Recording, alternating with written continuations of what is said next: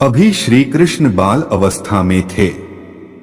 नगर में बहुत चहल पहले थी। उधर श्री कृष्ण आश्चर्य में थे कि आखिर आज कौन सा त्योहार है जिस कारण नगर में 4 चांद लग गए हैं। श्री कृष्ण और दाऊ भैया घूमते हुए उस स्थान पर जा पहुँचे जहाँ पूजा करने की तैयारियां हो रही थी। श्री कृष्ण आश्चर्य से पूछ लेते हैं कि आखिर नगर में इतनी जोर शोर से किस त्योहार की तैयारी चल रही है। उस स्थान पर एक महान ऋषि भी आए हुए थे जो उस रास्ते से जा रहे थे जिसमें वह नगर रास्ते में पड़ता था। नगर वासियों ने ऋषि को देख वहां बुला लिया जो उस समय वहां उपस्थित थे। श्री कृष्ण की यह बात सुन लोग जवाब देते हैं कि आज इंद्रदेव के पूजा की तैयारियां चल रही हैं। यह सुन श्री कृष्ण बोलते हैं, अच्छा, लेकिन इंद्रदेव की पूजा क्यों की जाती है?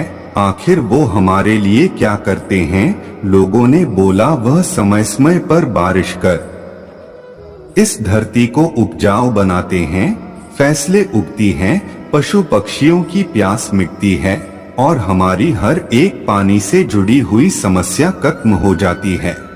श्री कृष्ण कहते हैं, इसमें इंद्र की पूजा करने की क्या जरूरत है, क्योंकि यह उनका कर्तव्य है कि वह समय समय पर बारिश कर इस धरती को उपजाऊ बनाए। हमें पूजा अपने इष्ट देव या देवी की करनी चाहिए और इष्ट देव या देवी वह होती है जिससे हमारी जीविका चलती है।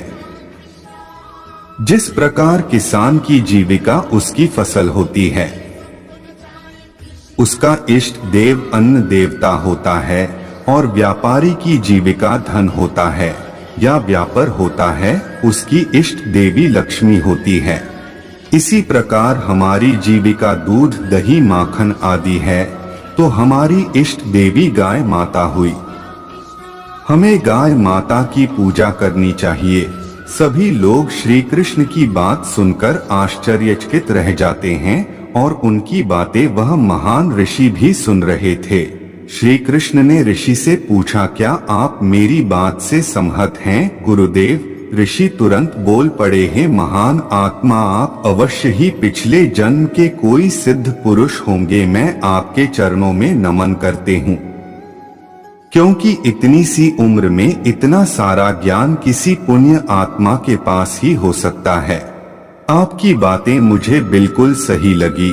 महान ऋषि ने आदेश दिया कि इंद्र की पूजा छोड़ सभी गौ माता की पूजा करते हैं, इसलिए सभी महान पर्वत गोवर्धन के चरणों में चलो, वही पूजा होगी। ऋषि के आदेशानुसार सारे नगरवासी गोवर्धन पर्वत की ओर निकल पड़े और पूजा शुरू होने लगी। पूजा से प्रसन्न होकर गोवर्धन पर्वत ने नगर वासियों को दर्शन दिए और भोग लगाया। सारी बातें इंद्रदेव को पता चल गई कि धरती पर अब उनकी पूजा नहीं की जाएगी। उन्हें क्रोध आ गया। क्रोध में आकर उन्होंने अपने वज्र और वाहन निकाले। बिना सोचे समझे इतनी बारिश और तूफान प्रकट कर दिया कि पूरा नगर पानी से भर गया। अब नगरवासियों और पशुओं की जान खतरे में थे। श्री कृष्ण ने पूरे गोवर्धन पर्वत को अपनी उंगली पर उठा लिया। पर्वत इतना बड़ा था कि सभी नगरवासी उसके नीचे आकर अपनी जान बचा पाए। इंद्र ने पूरा जोर लगा दिया, लेकिन नगरवासियों का बाल बांका न कर पाए और हार गए। उन्होंने श्री कृष्ण को पहचान उनसे माफी मांगी और उनका घमंड तोड़ा। तब से लेकर आज तक हम गोवर्धन पूजा मनाते आ रहे हैं। ऐसी ही एक और कहानी है, जो भी पशु पक्षी यमुना नदी के उस कुंड के ऊपर या आसपास से गुजरता वह मृत्यु को प्राप्त हो जाता। कारण था कालिया नाग का वह भयंकर विष, जिसके कारण कोई भी पास से गुजरने वाला मनुष्य या जानवर अपनी जान से हाथ धो बैठता। वहां का पानी भी नीला पड़ चुका था। बेचारे निर्दोष पशु पक्षी उस जल को पीने वहां जाते तो उनकी मृत्यु हो जाती, भला उनका क्या दोष। एक दिन श्री कृष्ण जंगल में अपने मित्रों के साथ गेंद से खेलते हुए इतना व्यस्त हो गए कि उनको पता ही नहीं चला कि कब वह उस कुंड के पास पहुंच गए। इतना तो ठीक था, लेकिन श्री कृष्ण ने जोर से गेंद में अपना बल्ला मारा। गेंद सीधा कुंड में जा गिरी। मित्र इस बात से अनजान कि उस कुंड में भयंकर कालिया नाग रहता है, हट करने लगे कि तुमने गेंद गिराई है तो तुम ही नदी से वो गेंद निकाल कर लाओगे। श्री कृष्ण सब जानते थे और उन्होंने गेंद भी जानबूझकर अंदर गिराई थी, क्योंकि उन्हें कालिया नाग को वहां से भगाना था। कृष्ण मित्रों के हट करने पर खुशी खुशी नदी में कूदने के लिए नदी के किनारे एक पेड़ पर चढ़ गए। पास में ही एक नगरवासी गाय चरा रहा था। वह चिल्लाता हुआ पहुंचा, कान्हा इस कुंड में मत कूदो। कृष्ण जी थोड़ा रुके और उसकी बात सुनने लगे। वह कहने लगा, लला इस कुंड में मत कूदो, इसमें भयंकर कालिया नाग रहता है। लेकिन उसकी बात न मानते हुए वह कुंड में कूद गए और उस स्थान पर जा पहुंचे जहां कालिया नाग की रहने की जगह थी। कालिया नाग उस समय निद्रा में था, लेकिन उसकी रानियां द्वार पर खड़ी थी। कृष्ण जी को आता देख रानियों ने कहा, हे नन्हे बालक कोमल तन वाले, तुम यहाँ क्यों आ गए हो और कालिया नाग के विष से तुम कैसे जीवित रह गए, जो इतना भयंकर है कि पास से गुजरने वाले को भी मृत्यु प्राप्त हो जाए।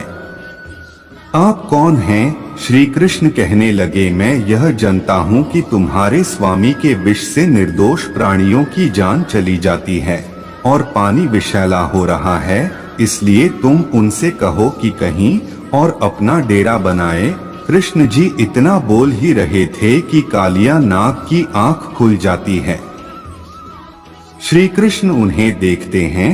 वह इतना डरवाना 10 फनों वाला, मुंह से जहरीला धुआं निकालता, आंखें खून जैसी लाल, इतना विशाल और डरावना कि कोई आम आदमी देखे दो मर ही जाए।